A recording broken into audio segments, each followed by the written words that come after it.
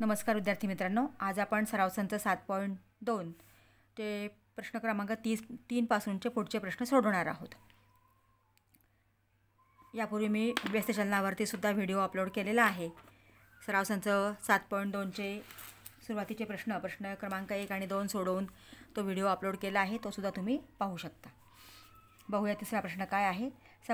सफरचंदाच्या राशीतील सर्व सफरचंदे पेट्यात भरायची आहेत। प्रत्येक पेटीत 24 सफरचंदे ठेवली तर ती भरण्यासाठी 27 पेट्या लागतात।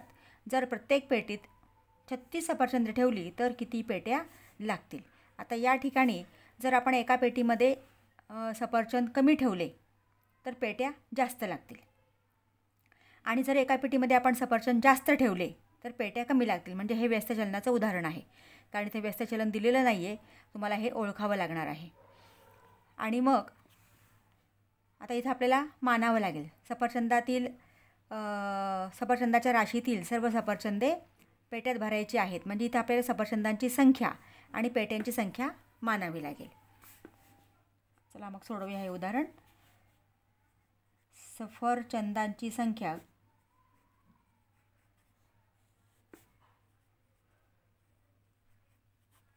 A व पेट्यांची संख्या B मानू, कारण तुम्ही काय मानलेलं आहे ते इथं वरती आपल्याला नमूद करावं लागतं। मग आता A व्यस्त चलन B, कारण सफरचंदांची संख्या आपण जास्त एका पेटीमध्ये ठेवली तर पेट्यांची संख्या कमी होणार आहे, म्हणजे हे व्यस्त चलन आहे, म्हणून A व्यस्त चलन B। आता इथं आपल्याला दिलेलं काय काय आहे ते आधी आपण लिहून घेऊया। आता त्याचं समीकरण काय तयार होतं की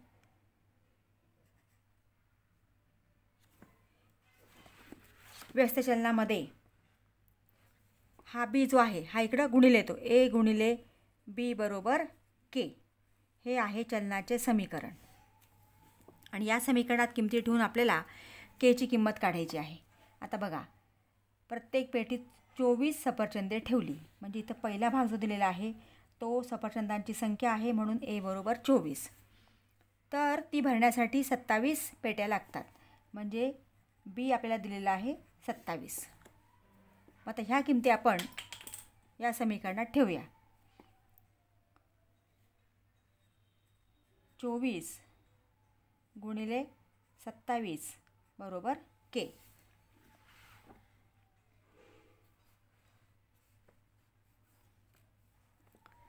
आता हा गुणाकार करायचा आहे। पाढेपाठ असतील तर डायरेक्ट गुणाकार करा, किंवा तुम्ही 24 गुणिले 27 असा बाजूला गुणाकार केला तरी चालेल। 7 चौक 28, हातच्या आले 2, 7 दुणे 14, 14 आणि 2 16, 7ने गुणलं म्हणून 0, बे चौक 8 आणि बे दुणे 4, 88 8, 8 8 आणि 6 14, हातच्याला 1, 1 आणि 4 5 आणि 1 6, एकाखाली एक लिहायला पाहिजे होतं पण हे पुढे गेले, हे व्यवस्थित लिहा तुम्ही। 648, म्हणजे हा गुणाकार आलेला आहे 648 बरोबर K, म्हणजे K बरोबर 648। तर ही किंमत आपण हे चलनाचे समीकरण आहे।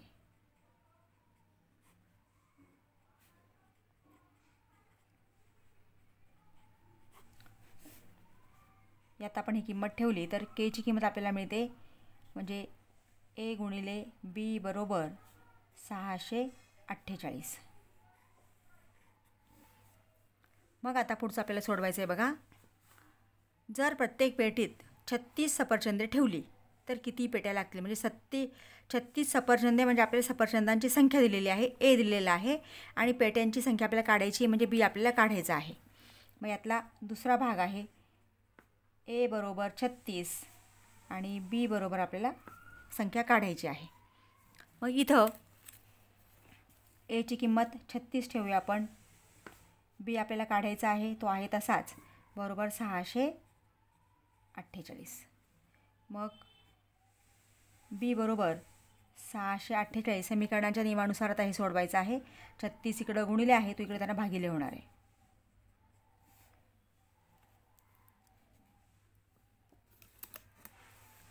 आता याला कितीने भाग जातो आहे ते बघा.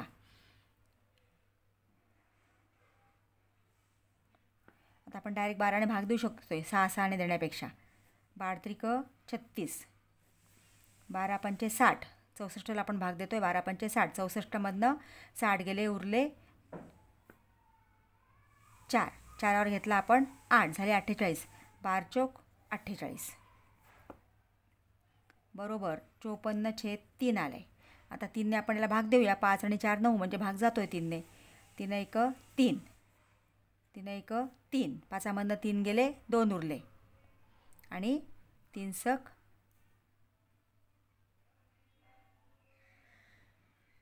18. इथे 24 आहे, म्हणजे 18 त्रिक 24. 3 1 3, 5मधनं 3 गेले, 2 उरले, घेतला आपण 4, झाले 4. 8 त्रिक 24 किंवा 3 8 24, म्हणजे बरोबर या ठिकाणी बी बरोबर 18. आणि मग इथं आता उत्तर लिहा लेखी. प्रत्येक पेटीत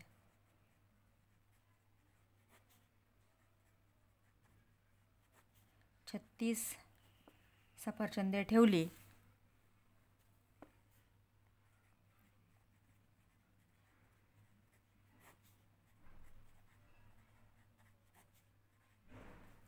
तर 18 पेट्या लागतील.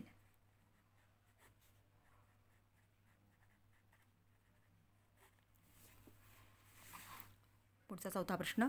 खालील विधाने चलनाचे चिन्ह वापरून लिहा. ध्वनीची तरंगलांबी L आणि वारंवारता F यामध्ये व्यस्त चलन असते. तरंगलांबी काय आहे? L. व्यस्त चलन 1/F. एवढंच आपल्याला चिन्ह वापरून लिहायचं आहे. दिव्याच्या प्रकाशाची तीव्रता.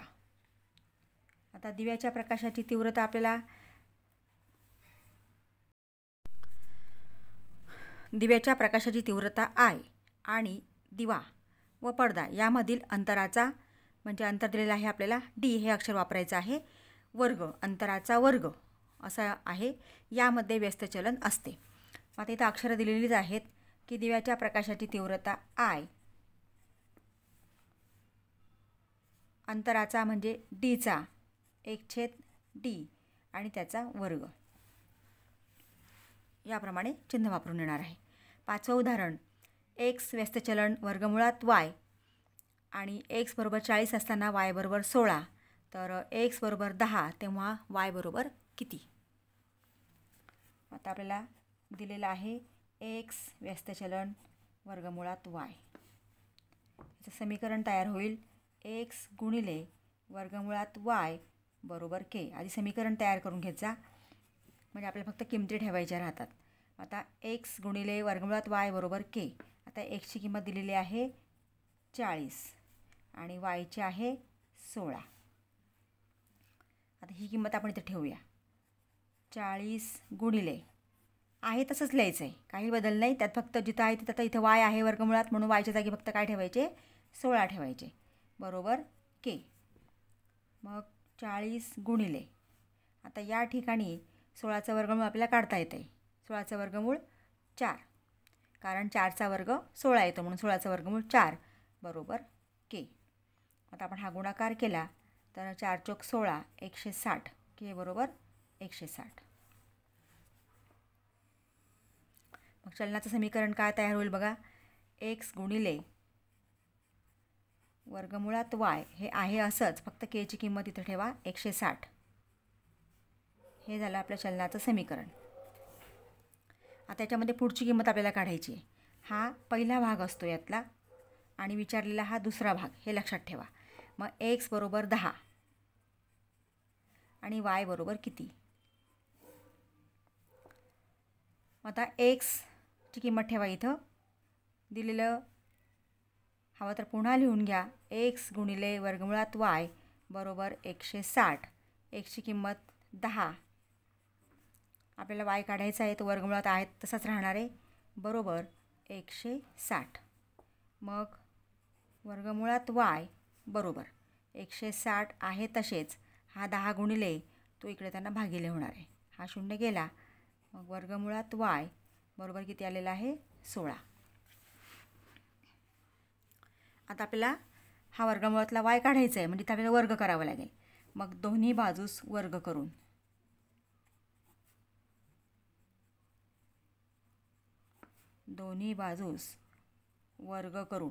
वर्ग केल्याशिवाय हा वर्गमूळातला y आपल्याला या ठिकाणी वर्ग होणार नाही, म्हणजे y ची किंमत आपल्याला मिळणार नाही. आता याचा वर्ग केला तर काय येतं y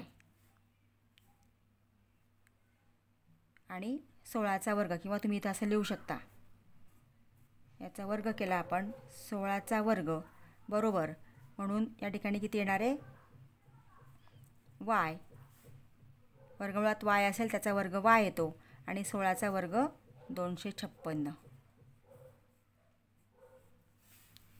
याप्रमाणे अशा प्रकारचं उदाहरण सोडवायचं आहे. पुढचं उदाहरण घेऊया 6. x आणि y या राशींमध्ये व्यस्त चलन आहे. आता आपण एकेका वाक्याचं इथं डायरेक्ट तयार केलं तरी चालते. x आणि y यांच्यामध्ये व्यस्त चलन आहे. x बरोबर 15 जेव्हा y बरोबर 10 असते, x बरोबर 20 असताना y बरोबर किती. आता या ठिकाणी x गुणिले y बरोबर k हे झाले चलनाचे समीकरण. आता यातला पहिला भाग आपल्याला दिला आहे x बरोबर 15 तर y बरोबर 10. x बरोबर 15 आणि y बरोबर 10. तुम्ही स्टेप्स लक्षात ठेवल्या तर या प्रकारचं उदाहरण काही अवघड नाही आहे. मग एक्सची किंमत एक्सच्या जागी ठेवा, किंवा तुम्ही हवं तर पुन्हा लिहून घ्या तुमच्या लक्षात येण्यासाठी. एक्सची किंमत 15, वायची किंमत 10 बरोबर k. मग k बरोबर 15 गुणिले 10 150. मग आता या ठिकाणी चलनाचं समीकरण काय तयार होईल बघा. x गुणिले y बरोबर 150. आता यातला दुसरा भाग आपल्याला सोडवायचा आहे, तो म्हणजे x बरोबर 20 असताना y बरोबर किती. x बरोबर 20 तर y बरोबर किती. आता x गुणिले y बरोबर 150. xची किंमत 20 ठेवली आपण, गुणिले y आहे तसंच, कारण y आपल्याला काढायचं आहे, बरोबर 150. मग y बरोबर 150 आणि हा 20 इकडे त्यांना भागिले होणार आहे.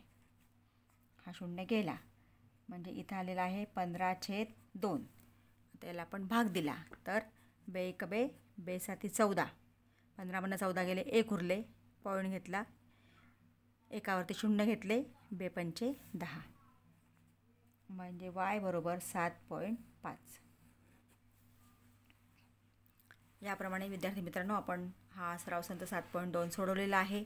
अजूनही तुम्ही चॅनलला नवीन असाल किंवा व्हिडिओ पाहत असाल परंतु चॅनलला सबस्क्राईब केले नसेल तर प्लीज चॅनलला सबस्क्राईब करा, बेल आयकॉन प्रेस करा, म्हणजे पुढच्या अभ्यासक्रमावरती व्हिडिओ मी लवकरच अपलोड करणार आहे.